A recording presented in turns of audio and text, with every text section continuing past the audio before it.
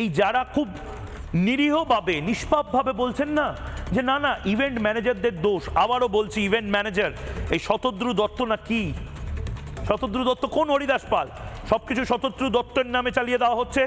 শতদ্রু দত্ত একটা তৃণমূলের মন্ত্রীর ঘনিষ্ঠ ইভেন্ট ম্যানেজার মাত্র। শতদ্রু দত্ত মিডলম্যান।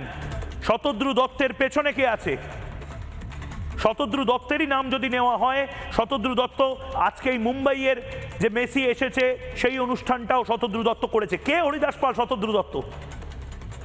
সে জেলে থাকবে, তার লাইসেন্স ক্যান্সেল করা হবে, সেটা আলাদা বিষয়।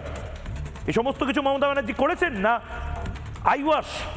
শতদ্রু দত্তকে শেল্টার দেওয়া হচ্ছে, এখন পলিটিক্যাল শেল্টার দেওয়া হচ্ছে যাতে শতদ্রু দত্ত কোনো কথা না বলতে পারেন।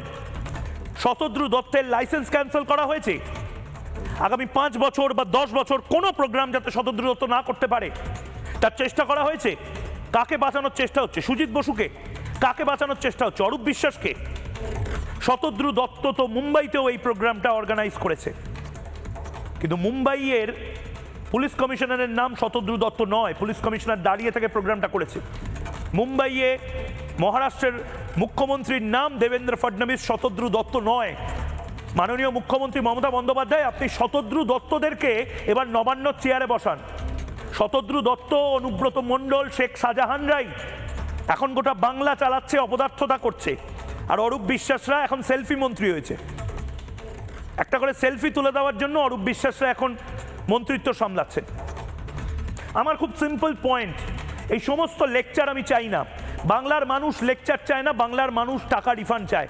কবে, কোথায়, কখন টাকা রিফান্ড পাওয়া যাবে এই মুহূর্তে নবান্ন ঘোষণা করুক।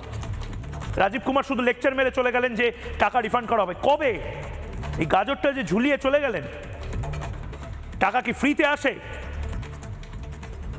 কতজন ইএমআই, কতজন নিজের সেভিংস, সেই সমস্ত কিছু দিয়ে এই মেসির টিকিটটা কেটেছে। 5 বছর 6 বছর ধরে টাকা জমিয়েছে। কোনো একদিন মেসি আসলে সেই মেসির প্রোগ্রামটা আমি দেখতে যাব। ইয়ার কি হচ্ছে? আগে চাকরি চুরি করতেন, আগে কয়লা চুরি করতেন, আগে রেশন চুরি করতেন, এখন ইমোশন চুরি করছেন ছেলে মেয়েদের।